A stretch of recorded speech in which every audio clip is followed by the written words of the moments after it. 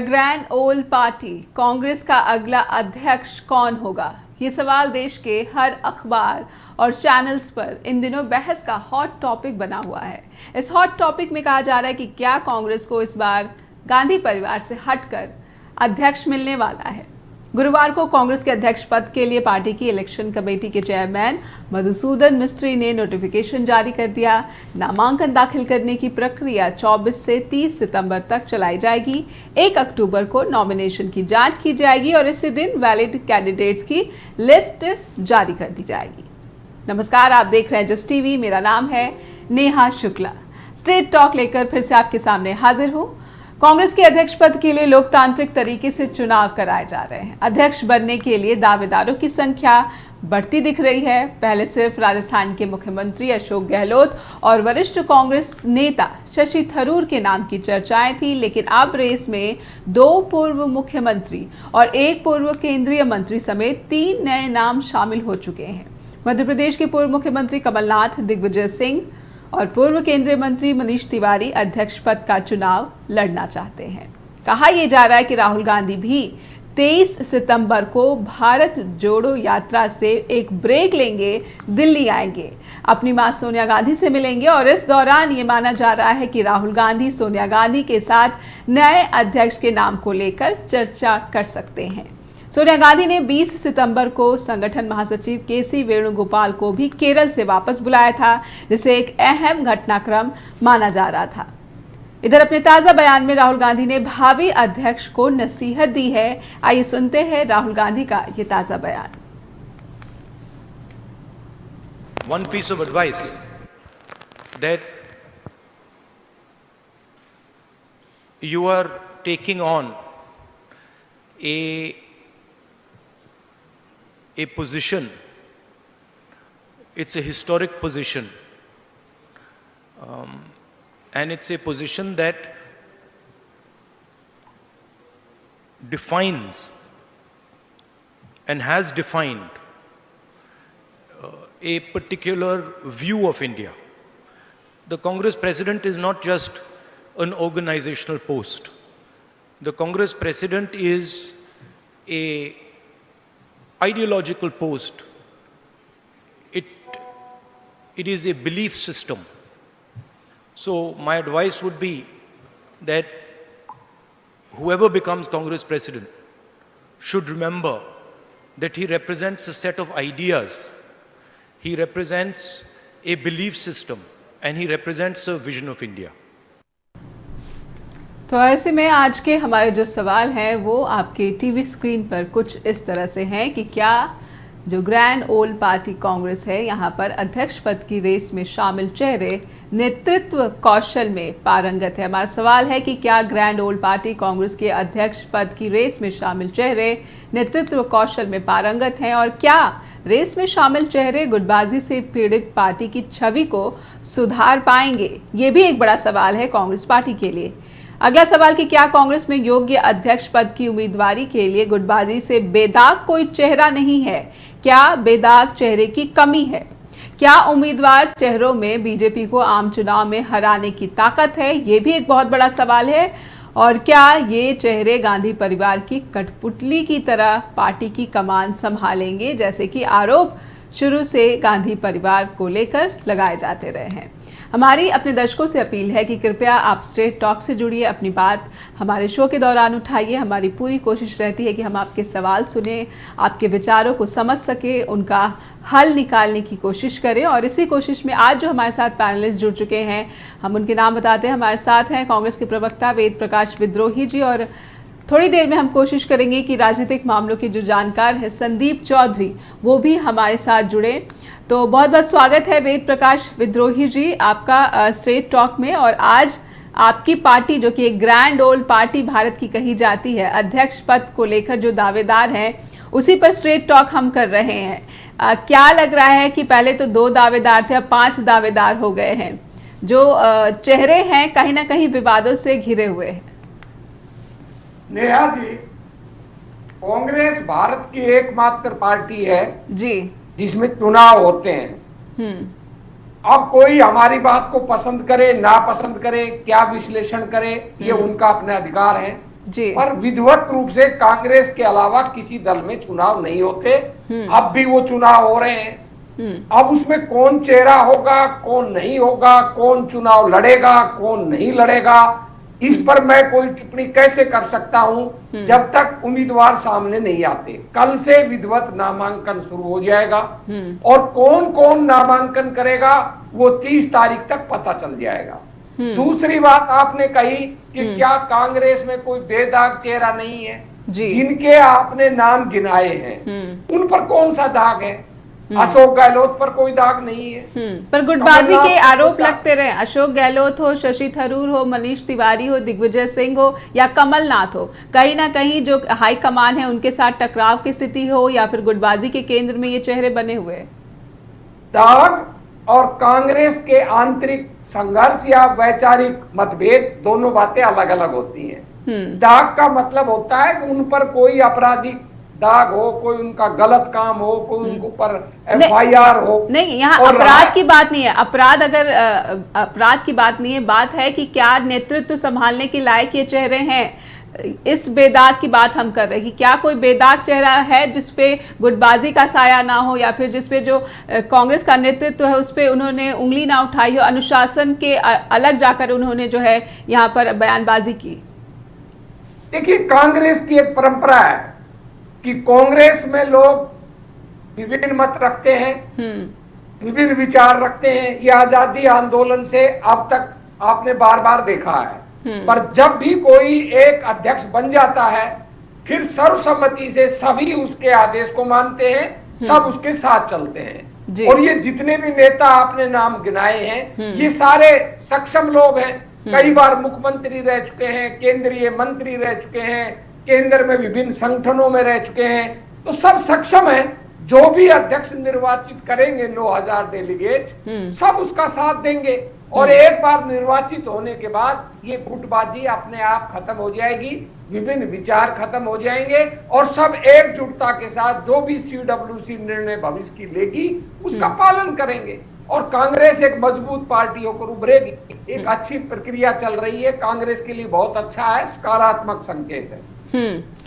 लेकिन बार बार राहुल गांधी से ये सवाल किया जाता है कि आप अध्यक्ष पद के लिए कहीं विचार तो नहीं बदल लेंगे, मन तो नहीं बदल लेंगे। राहुल गांधी जो भारत जोड़ो यात्रा है वो कर रहे हैं, तो देश के नेता तो बनना चाहते हैं लेकिन पार्टी की कमान नहीं संभालना चाहते।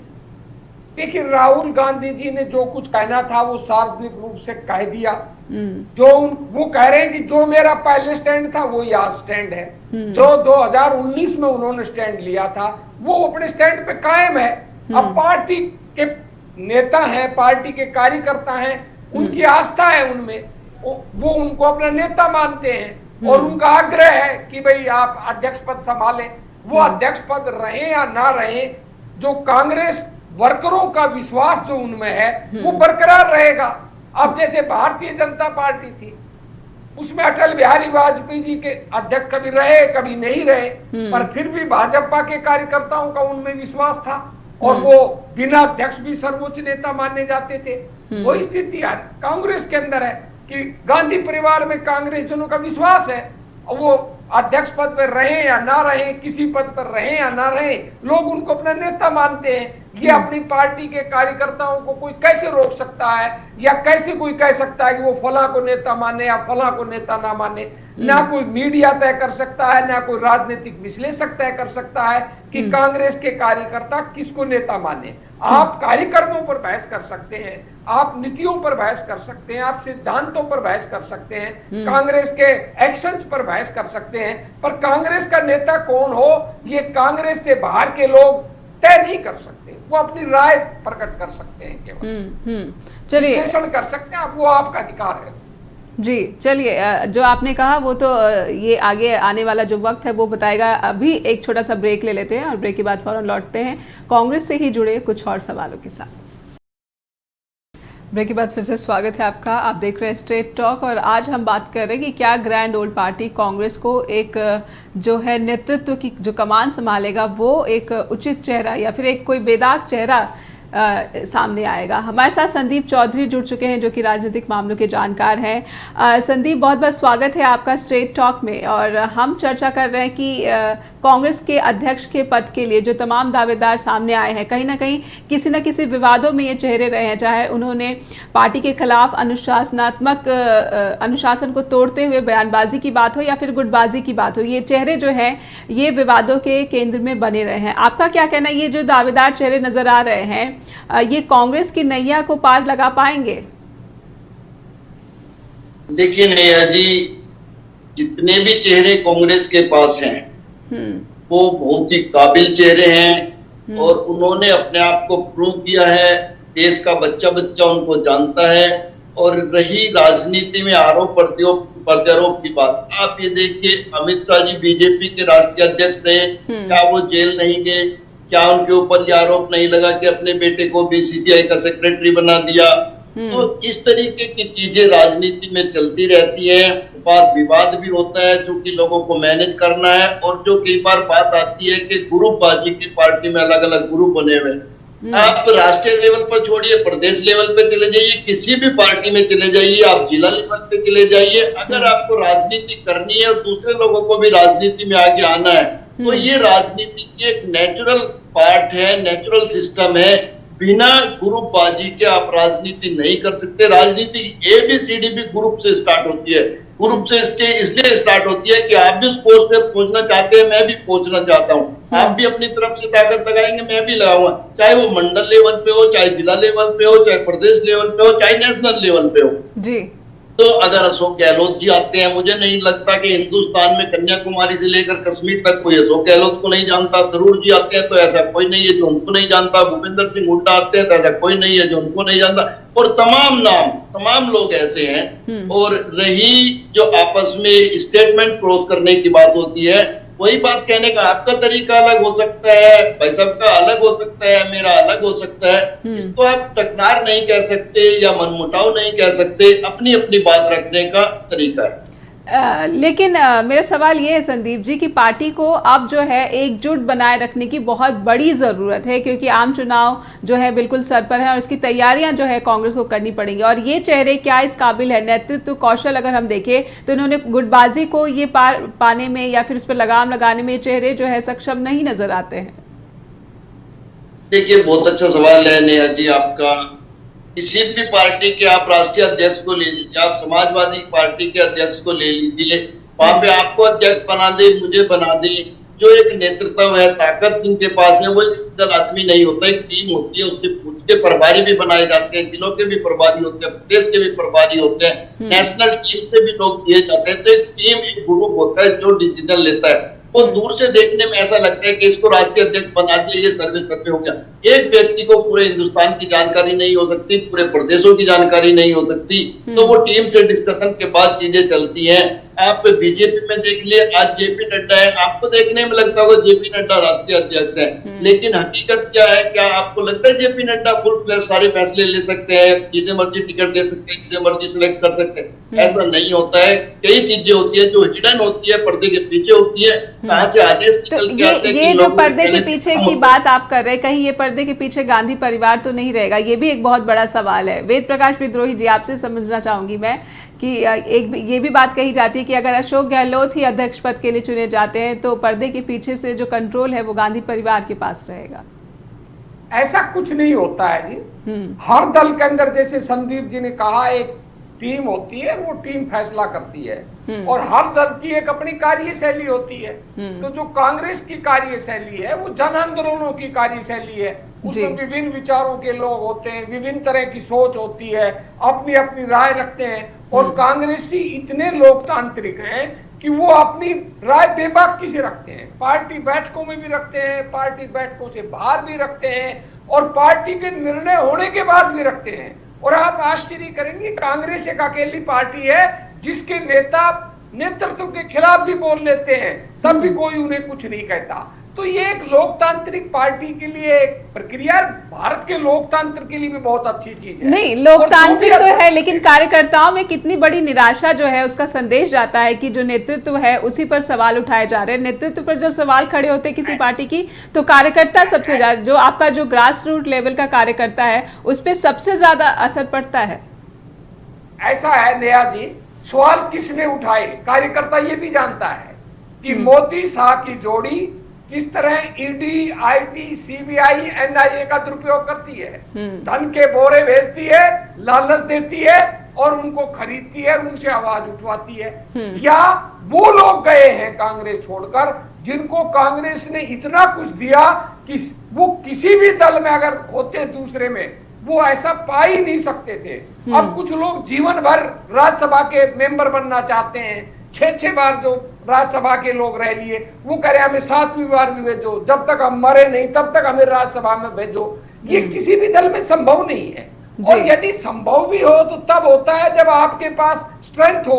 अब कांग्रेस के पास इस समय स्ट्रेंथ नहीं है, इसलिए नेताओं को मनचाही रेवड़ी नहीं दे सकते। भाजपा में कांग्रेस से भी ज्यादा तिरफुटबैल है, पर सत्ता की चाशनी में चिपके हुए हैं फेविकोल से, वो आपको नजर नहीं आता। अब आप देखिए, मोदी जी अपनी पार्टी के 75 पार नेताओं को, चाहे अडवाणी जी थे, चाहे मुरली मनोहर जोशी थे, चाहे शांता कुमार थे, या कोई यशवंत सिन्हा थे, वो अरुण शौरी थे, उनको तो नाकारा कह के कहते हैं कि आप काबिल नहीं है, आप छोड़िए, आप सक्रिय राजनीति से तड़ी पार हो जाइए, मार्गदर्शक मंडल में चले जाइए। और वही अमरेंद्र सिंह जी 80 साल के हैं, उनको कह रहे आइए तारणहार बनिए। और केरल के अंदर श्रीधरन जी 90 साल के थे, बोला आइए तारणहार बनिए। जो विपक्ष के कांग्रेस के जो नेता हैं वो 75 साल के हैं तो भी चलेगा, और अपनी पार्टी के जो 75 साल के ऊपर है, जो सक्षम नेतृत्व है, उनको उम्र के बाद रिटायर कर दो। जी, आपने बीजेपी की कार्यशैली पर सवाल उठाए, लेकिन ये कार्यशैली कहीं ना कहीं कांग्रेस की जो नाकामियां है उसी की जो है उसी का नतीजा, उसी का रिजल्ट है। संदीप जी, मैं आपसे समझना चाहूंगी कि कांग्रेस एक तरफ तो कहे कि लोकतांत्रिक तरीके से चुनाव हो रहे हैं, लेकिन एक तरफ जब भारत जोड़ो यात्रा राहुल गांधी करते हैं तो उसी यात्रा के दौरान एक के बाद एक कई जो राज्य है वो प्रस्ताव पारित करते हैं कि राहुल गांधी को ही जो है कांग्रेस का अध्यक्ष चुना जाना चाहिए। इन प्रस्तावों को किस तरह से आंकते हैं आप? देखिए नेहा जी, बहुत अच्छा सवाल है आपका। अपना जो वोट बैंक होता है या जो पार्टी का कार्य करता है, उनका एक विश्वास होता है। कैसे, मैं आपको दूसरी पार्टियों के उदाहरण दूंगा। जो समाजवादी पार्टी का कार्य करता है उसका जो विश्वास है वो अखिलेश यादव के परिवार में है। जो चौटाला परिवार की पार्टी है, आप नेशनल लोकदल लगा लीजिए या जेजेपी लगा लीजिए, उनके जो कार्यकर्ताओं का विश्वास है वो चौटाला परिवार में है। वो दुष्यंत चौटाला में हो सकता है, ओम प्रकाश चौटाला में हो सकता है, अभय चौटाला में हो सकता है। इसी तरीके से तमाम पार्टियों की बात है। तो कांग्रेस पार्टी भी एक ऐसी पार्टी है जिसका जो कार्यकर्ता है उसके पार्टी से जुड़ने की जो कड़ी है वो केवल और केवल गांधी परिवार है। अध्यक्ष आप किसी को भी बना लीजिए, लेकिन जो पार्टी की रूट है वो गांधी परिवार से ऊपर जाती है।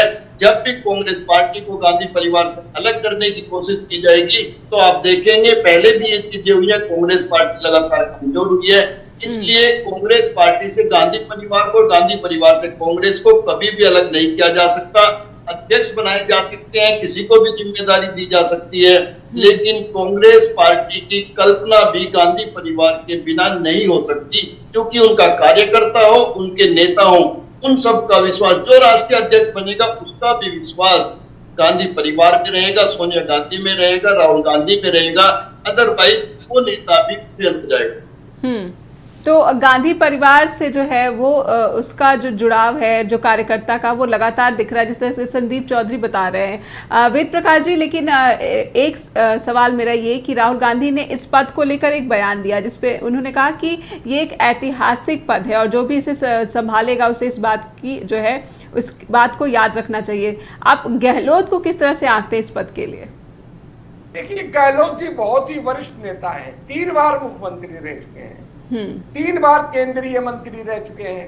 कांग्रेस संगठन के जो दूसरे नंबर का पद है जनरल सेक्रेटरी ऑर्गेनाइजेशन रह चुके हैं। 40 साल से राजनीति में है, नस नस को जानते हैं और बहुत सीधे और सरल व्यक्ति हैं। आप उन्हें पसंद करें या ना करें, इजी अप्रोचेबल है। आम आदमी के पास कोई भी उनसे संपर्क कर सकता है, जमीन से जुड़े हुए आदमी है। तो अगर ऐसा आदमी अध्यक्ष बनता है तो निश्चित रूप से कांग्रेस को फायदा होगा।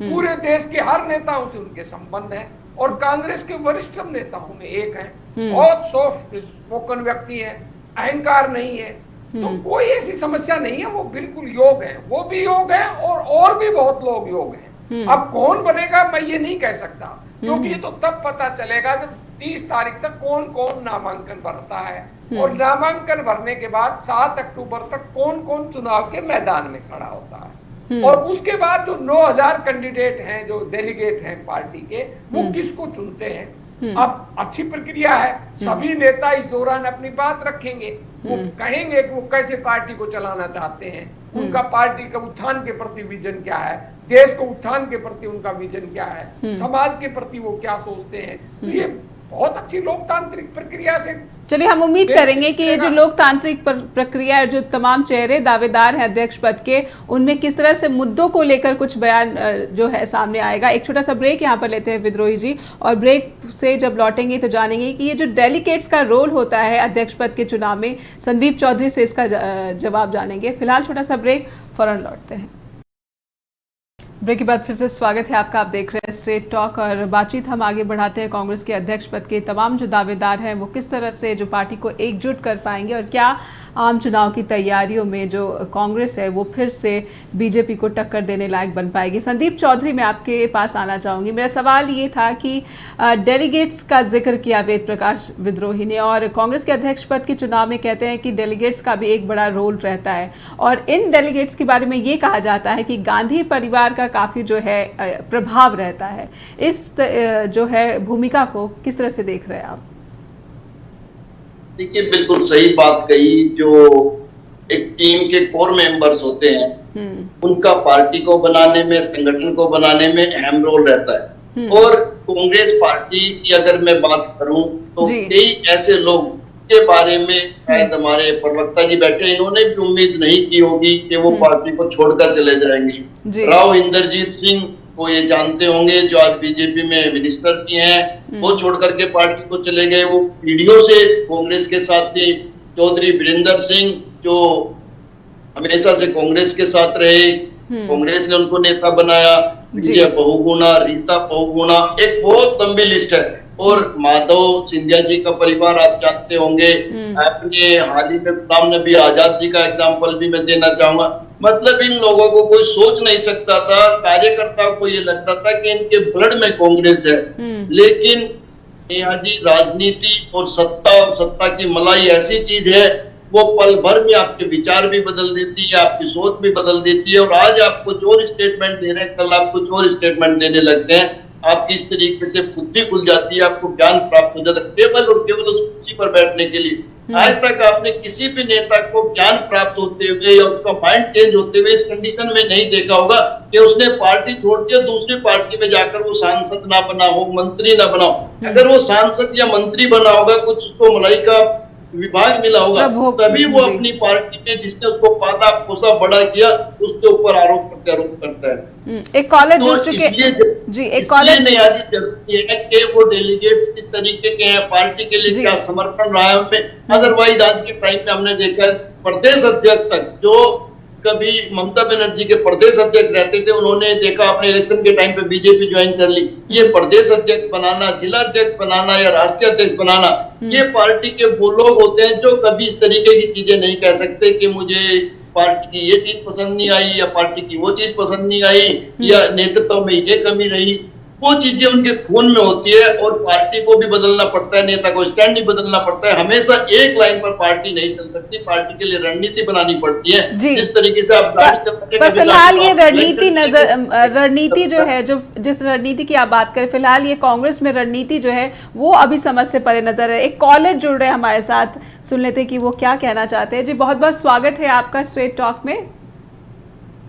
नेहा जी, मेरा बस एक छोटा सा ऑब्जर्वेशन है इस कॉन्टेस्ट के बारे में। ये जो कांग्रेस पार्टी के अध्यक्ष का जो इलेक्शन हो रहा है, कि देखिए इस इलेक्शन से कांग्रेस पार्टी को तो अध्यक्ष मिल जाएगा, लेकिन हम ये देखते हैं कि देश को क्या मिलेगा।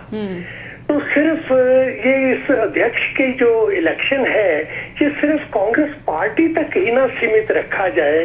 पार्टी को ये भी देखना चाहिए कि आज भारत हमारा दुनिया में किस मुकाम पे पहुंच चुका है, उस मुकाम को नजर में रखें। और दूसरी बात इसमें ये देखिए, पिछले 5 सालों में 8 सालों में भारत में विपक्ष की जो एक ड्यूटी थी, उसके जो एक रोल्स थे, उसका सिग्निफिकेंस बिल्कुल खत्म कर दिया कांग्रेस ने, क्योंकि ये कुछ कर नहीं पाए। तो उस फेलियर को एक अपना जो है वो एक चैलेंज समझे कांग्रेस पार्टी की भी, हमें वो जो वीकनेस है वो हमें अपनी दूर करनी है। जी बिल्कुल नॉन एग्जिस्टेंट अपोजिशन रही है भारत में, वो हमारे देश के लिए अच्छी बात नहीं है। तो एक उस पे ध्यान रखें, और दूसरा, अब देश हमारा अंतरराष्ट्रीय भारत हो चुका है, खाली भारत भारत नहीं है। तो जो भी पार्टी का प्रेसिडेंट बने, उनको ये भी आगे के लिए देश के लिए सोचना चाहिए कि वो केवल कांग्रेस के लिए नहीं है, वो देश के लिए है। धन्यवाद जी, बहुत बहुत धन्यवाद आपका। और एक बहुत ही जो है यहाँ पे जो इन्होंने मुद्दा यहाँ पर बिंदु उठाया कि कांग्रेस का जो अध्यक्ष पद है, कि क्या वो सिर्फ एक पार्टी का अध्यक्ष पद है या देश को क्या मिलेगा, ये तमाम चेहरे देश को क्या देंगे, क्या कोई विजन है इनके पास? संदीप जी, आप कुछ कहना चाह रहे थे। हाँ, इनका बहुत अच्छा सवाल है नेहा जी। देखिए, ये भी एक हिंदुस्तानी है और इनको हिंदुस्तान के लिए चिंता है। जी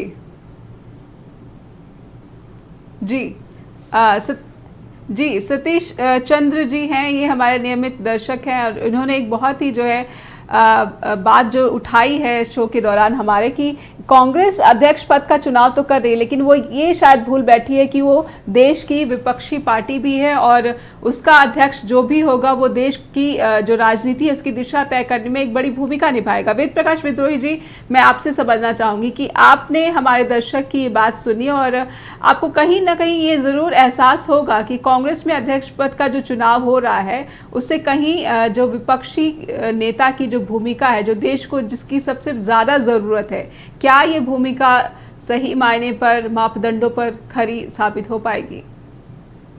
नेहा जी, सतीश जी के सवाल भी वाजिब हैं, और कुछ सवाल उन्होंने जो किए हैं वो नावाजिब है। उनका वाजिब सवाल ये है कि कांग्रेस का अध्यक्ष जो भी बनेगा वो निश्चित रूप से विपक्ष की भूमिका निभाएगा और देश का बड़ा नेता बनेगा, और देश को दिशा कैसे दो इसका विपक्ष का प्रतिनिधित्व करेगा, और कांग्रेस इसमें सक्षम है। कांग्रेस लगातार विपक्ष की भूमिका निभा रही है। ये दूसरी बात है कि जो आज का मीडिया जो पूंजीपतियों द्वारा संचालित हो चुका है, भारत का मीडिया, वो कांग्रेस के बातों को सामने नहीं रखता। और दूसरी बात मैं कहना चाहता हूं, सतीश जी ने कहा कि आज भारत अंतर्राष्ट्रीय भारत है, भारत बन चुका है। मैं सतीश जी को याद दिलाना चाहता हूं कि जो आज के भारत का नेतृत्व है और जो पुराने भारत का नेतृत्व है, उसकी अगर तुलना करें तो जो पुराना नेतृत्व था भारत का, उसकी दुनिया में ज्यादा धाक थी। नेहरू जी ने एक आंदोलन खड़ा किया जब दुनिया शीत युद्ध में चल रही थी। 2 बड़े खेमे थे, एक तरफ अमेरिका का खेमा, एक तरफ रूस का खेमा। तब नेहरू जी के नेतृत्व में सैकड़ों 110-15 देशों का एक बहुत बड़ा गुटनिरपेक्ष खेमा था। भारत की आवाज सुनी जाती थी, और भारत की ताकत का एहसास तो सतीश जी इसी बात से लगा लें, जब अमेरिका की शक्ति चरम पर थी और जब बांग्लादेश का युद्ध हो रहा था, उस समय अमेरिका ने 7वां बेड़ा भेजा था, आणविक बेड़ा। लेकिन यह सब इतिहास की बात है। मौजूदा वक्त में कांग्रेस में ऐसा दमदार चेहरा तो नहीं नजर आता है। जी, एक मिनट, फिर आप ये कैसे कह सकते हैं कि आज भारत बढ़ गया, उस समय नहीं था? मैं कह रहा हूं भारत का महत्व उस समय भी था और आज भी है। और डॉक्टर मनमोहन सिंह के समय पूरी दुनिया के बड़े बड़े जो राष्ट्रीय अध्यक्ष थे, आप उनके बयान उठाकर देखिए, वो जितना सम्मान डॉक्टर मनमोहन सिंह जी का करते थे, आज के प्रधानमंत्री का तो उसमें 20% भी नहीं करते। उनके पुराने वक्तव्य देख लीजिए। जो भी राष्ट्र का अध्यक्ष होता है, जो भी देश होता है, वो देश से व्यापार करता है, देश से डील करता है, आज मोदी जी प्रधानमंत्री हैं, इसलिए वो भारत से डील कर रहे हैं मोदी जी के नेतृत्व में। हमारे साथ और एक अगर और जी प्रधानमंत्री विद्रोही जी, मेरे कहने का अर्थ है कि भारत का महत्व पहले भी उतना ही था जी। आज ये कहना कि पहले नहीं था अब ज्यादा हो गया, हम ये नहीं कह रहे कि पहले नहीं था, हम ये नहीं कह रहे हैं, या हमारे दर्शक ने ये नहीं कहा कि पहले नहीं था।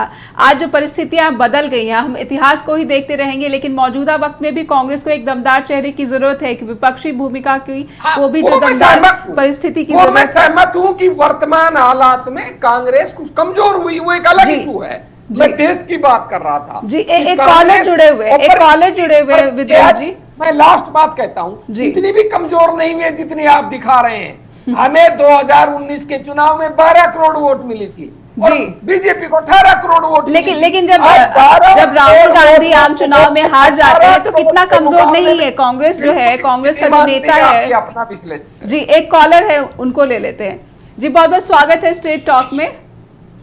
हाँ जी नेहा जी, बहुत अच्छा लेके आए हैं जी। मैं सिर्फ इतना क्या पूछना विद्रोही साहब से, बहुत अच्छा है अध्यक्ष चुन रहे हैं। अगर 5 से ऐसे नॉमिनेट हो जाए, इकट्ठे फाइट करें आप अध्यक्ष के लिए, उनमें से जैसे एक अध्यक्ष चुना जाएगा, तो इसमें बाकियों का कोई ईगो ना रहे कि मुझे नहीं चुना या क्यों नहीं चुना, पार्टी में वो बैलेंस रहेगा। फिर उसके अलावा जो मेन चीज मैंने कहनी है कि जो राहुल गांधी जी हैं या सोनिया गांधी जी हैं, उनका इंटरफेरेंस उसके बाद भी रहेगा। और तीसरी बात जो मैं बहुत जरूरी कहनी है, कांग्रेस का जो रेपुटेशन बहुत अच्छा था, Sardar Manmohan Singh one of the best economist थे, उनके मुकाबले में अभी कोई ऐसा कोई पैदा नहीं हुआ वर्ल्ड में, अभी तक उनका नाम है। इन्होंने बहुत अच्छा इकोनॉमिस्ट पैदा किया था इंडिया के लिए।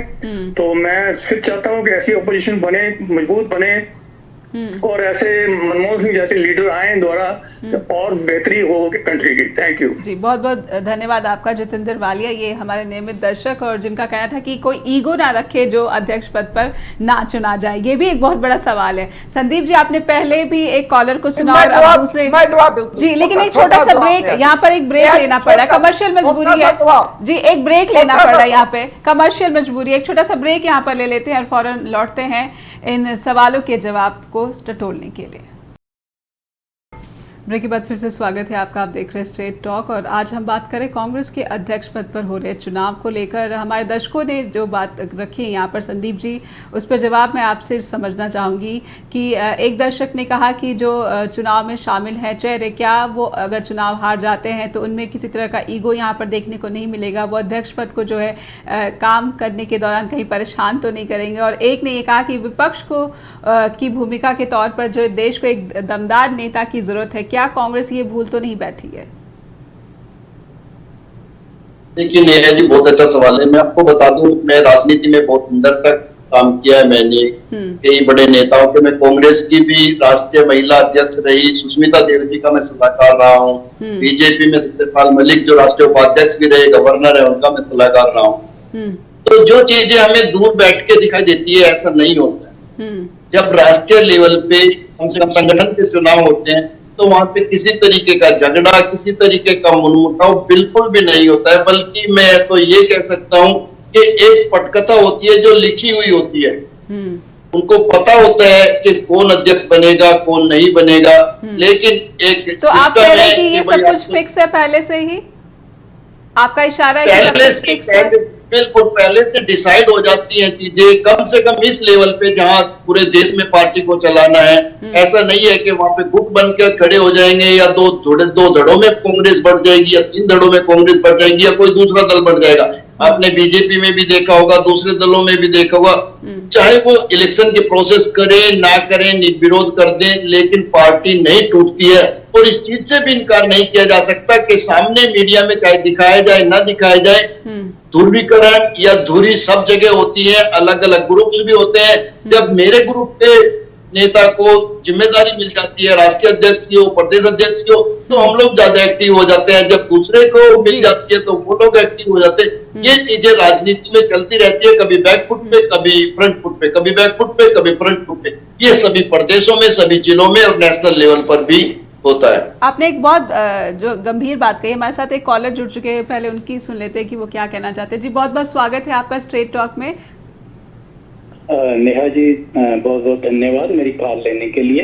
जी मैं भास्कर हूँ जी कैलिफोर्निया से। जी मुझे इसमें सिर्फ इतना ही कहना है कि देखिए ये जो कांग्रेस प्रेसिडेंट का हो रहा है, अब वेरी ऑनेस्ट, मैं और पीछे उधर नहीं जाना चाहता कि नेहरू ये मनमोहन सिंह छोड़िए उनको, अगर हम यहीं का भी ले लेते हैं तो हम ये देखते हैं कि इनमें से चाहे वो राहुल गांधी हो, चाहे वो थरूर हो, या वो मिस्टर गहलोत हो, या और भी एक दो हो, कोई भी नेशनल लेवल का उनके पास वो इंटेलिजेंस नहीं है। राहुल गांधी तो खैर वैसे वो छुट्टियों पर आते जाते हैं, और जितना भी उनका पार्लियामेंट का मतलब कि वो लीडरशिप करते हैं, कभी भी ऐसा उन्होंने कोई कंस्ट्रक्टिव बयान नहीं दिया ऐसा लेवल का। सिर्फ कि जो मोदी ने किया अंग्रेज बोलना या कंट्री में अफरा तफरी फैलानी है, इससे ज्यादा उस आदमी का दिमाग नहीं है। यदि कांग्रेस पार्टी की सोच होगी तो वो एक अलग बात है, लेकिन जो मुझे लगता है चाहे कोई भी बन जाए, चाहे ए बने बी बने, राहुल बने, कोई और,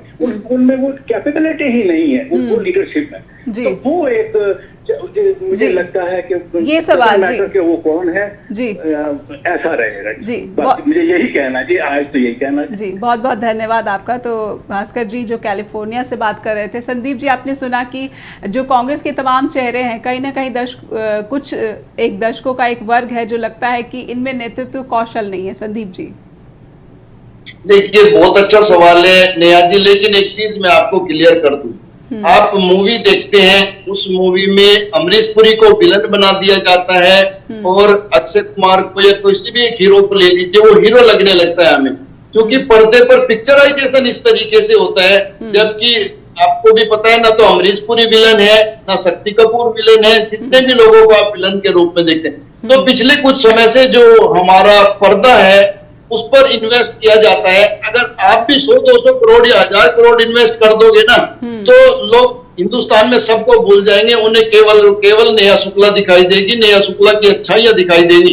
हमारी जबान सबकी फिसलती है, आपकी भी फिसलती है, भाई सब बैठे हैं, मैं बैठा हूं, सबकी फिसलती है, लेकिन मेरी गलती को आप दिखाने स्टार्ट कर दो और दूसरे की गलती को हाइड कर दो, छुपा दो। तो इस तरीके से आज की तारीख में हमारे देश में इमेज बिल्ड की जाती है। सोशल मीडिया का जमाना है, लेकिन इमेज को बिल्ड करने की कोशिश राहुल गांधी कर रहे हैं। भारत जोड़ो यात्रा कहीं ना कहीं राहुल गांधी की छवि जो है। मैं बात कंप्लीट कर लूं, तो इस तरीके से लोगों के दिमाग में इमेज बन चुका। अगर वही लोग एक बार बैठ के ये सोचने लगे कि हम एक व्यक्ति को, राहुल गांधी को ले लेते हैं, क्या कभी राहुल गांधी को उन्होंने सत्ता के नशे में देखा है? क्या पावर का दुरुपयोग करते देखा है? क्या गलत लोगों के साथ उठते बैठते देखा है? क्या राहुल गांधी को कभी किसानों के ऊपर गाड़ी चढ़ाते देखा है? क्या राहुल गांधी को किसी की बहू बेटी को भगाते देखा है? क्या राहुल गांधी की पढ़ाई लिखाई में कोई कमी है? तो उनको पता चलेगा यार बंदा तो काम का है, लेकिन उधर ध्यान नहीं जाने दिया जाता। जो लोग पढ़े लिखे भी नहीं, उनको लेकिन जो राजनीति से ब्रेक ले लेते हैं, जो वो छुट्टियों पर चले जाते हैं, जिसे लेकर काफी जो आलोचनाएं सामना उनको करना पड़ता है। बहुत अच्छी बात है जी, बहुत अच्छी बात है। नेहा जी एक minute please, let me complete. ऐसा कौन व्यक्ति है, मैं भी छुट्टी पे जाता हूँ, आप भी छुट्टी पे जाते हो, और पूरे देश दुनिया में भी लोग जहाजों में घूमते हैं, उनके बड़े बड़े बजट भी बनाए जाते हैं, उनके लिए स्पेशल जहाज भी खरीदे जाते हैं। उन चीजों का जिक्र नहीं किया जाएगा। राहुल गांधी क्यों छुट्टी पे? क्या राहुल गांधी छुट्टी पे नहीं जा सकते? लेकिन ये छुट्टी, अगर देश में कुछ ऐसी परिस्थितियां हैं जिसपे विपक्ष की भूमिका जो कमजोर है, और ऐसे में ये छुट्टी पर जाना कितना उचित हम कहेंगे? विद्रोही जी मैं आपके पास आना चाहूंगी कि एक तरफ कांग्रेस अध्यक्ष पद का चुनाव करे, लेकिन दूसरी तरफ जो राहुल गांधी पर पूरा फोकस नजर आ रहा है कि उनको देश का नेता बनाना है। देखिए नेहा जी, आप माने या ना माने, मैं मानूं या ना माने, भास्कर जी माने या ना माने, राहुल गांधी देश के नेता हैं। अगर राहुल गांधी देश का नेता नहीं हो तो राहुल गांधी कुछ भी बोलते हैं, कुछ भी करते हैं। पूरा मोदी मंत्रिमंडल, पूरा गोदी मीडिया, पूरी भाजपा का IT सेल हजारों करोड़ रुपए लगाकर राहुल गांधी की इमेज खराब करने क्यों लग जाता है? राहुल गांधी के खिलाफ प्रेस कॉन्फ्रेंस क्यों शुरू हो जाती है? अगर बंदे में दम नहीं है तो इनको क्या जरूरत है अपनी ऊर्जा बर्बाद करने की? जी। क्या जरूरत है राहुल गांधी के हर बयान पर सफाई देने की, आलोचना करने की? जी। अगर दम है तभी तो कर रहे हैं ना। तो ये जो खेल है खेलने दो। अगर राहुल गांधी में दम नहीं होता तो आज दक्षिण के अंदर जो यात्रा निकल रही है, 1-1 लाख आदमी सड़कों पर उनके साथ चल रहे हैं, क्या बगैर दम ही लोग साथ चल रहे हैं? तो ये भाजपा की परिकल्पना है, वो करने दीजिए। मोदी मीडिया का पैसा लेकर अभियान है, चलाने दीजिए, उससे कुछ फर्क पड़ने वाला नहीं है। जी। और जहां तक समय कम है, समय कम जी, एक मिनट, मैं एक बड़ी महत्वपूर्ण बात कह रहा हूं। आपने कहा गुटबाजी बढ़ेगी, चुनाव लड़ेगा। आप याद कीजिए, श्री जितेंद्र प्रसाद जी ने दिवंगत हो चुके हैं, चुनाव लड़ा अध्यक्ष पद का। श्री राजेश पायलट दिवंगत हो चुके हैं, उन्होंने चुनाव लड़ा। चुनाव लड़ने के बाद क्या कांग्रेस में उनकी अहमियत कम हुई? नहीं हुई। उनके परिवार की अहमियत कम हुई? नहीं हुई। जिस जितेंद्र प्रसाद ने सोनिया गांधी जी के खिलाफ चुनाव लड़ा था, उसके बेटे को भी सोनिया गांधी ने केंद्र में मंत्री बनाया। राजेश पायलट जी को के पुत्र सचिन पायलट जी को भी नेता बनाया। आज वो बहुत बड़े नेता। लेकिन मेरा एक सवाल है, समय कम है, बिल्कुल कोई असर नहीं होता। जी बिल्कुल सही बात कही आपने। लेकिन मेरा एक सवाल जो कि संदीप जी ने कहा है कि सब कुछ पहले से पटकथा जो है पहले से ही लिखी जा चुकी है। ये सिर्फ संदीप जी ने नहीं पटकथा नहीं है। संदीप जी ने बात को सही ढंग से नहीं रखा, मैं रखता हूँ। जो भी चुनाव लड़ता है, जो भी, सुन लीजिए मैडम, 9,000 कांग्रेस के डेलीगेट हैं। जो भी चुनाव लड़ता है उसका राजनीतिक स्थिति कैसी है, वो कितना समर्थन ले सकता है, ये विश्लेषकों को पहले ही पता होता है। चुनाव लड़ने वाले को भी पता होता है कि मेरी कितनी ताकत है। अशोक गहलोत की कितनी ताकत है, शशि थरूर जी की कितनी ताकत है, मनीष तिवारी जी की कितनी ताकत है, कमलनाथ जी की कितनी ताकत है, दिग्विजय सिंह जी की कितनी ताकत है, या कोई चौथा पांचवा भूपेंद्र सिंह हुड्डा चुनाव लड़ते हैं, उनकी कितनी ताकत है। सब नेताओं को अपनी राजनीतिक ताकत का पता है और विश्लेषकों का भी पता है। पर दुर्भाग्य है कि भाई हम बाइस्ड वे से विश्लेषण करते हैं जी, और बाइस्ड वे से हम अपने धन्यवाद करना चाहूंगी। समय समाप्त हो गया विद्रोही जी। चलिए, हम भी उम्मीद करेंगे और दर्शक भी जो हमें देख रहे हैं वो भी उम्मीद कर रहे हैं कि भारत को एक मजबूत विपक्ष जो है कांग्रेस, उसे अध्यक्ष मिले और जो लोकतांत्रिक व्यवस्था है देश की वो यहाँ पर मजबूती से कायम रहे। बहुत बहुत शुक्रिया करना चाहूँगी मैं अपने पैनलिस्ट का भी। और आज स्ट्रेट टॉक में बस इतना ही। दर्शकों से मेरी अपील है कि अगर आप स्ट्रेट टॉक से जुड़ना चाहते थे, बात शो के दौरान रखना चाहते थे और नहीं रख सके हैं, तो कृपया हमें info@judgebroadcasting.com पर ईमेल भेजकर ज़रूर अपना फीडबैक दें। फिलहाल इतना ही। नमस्कार।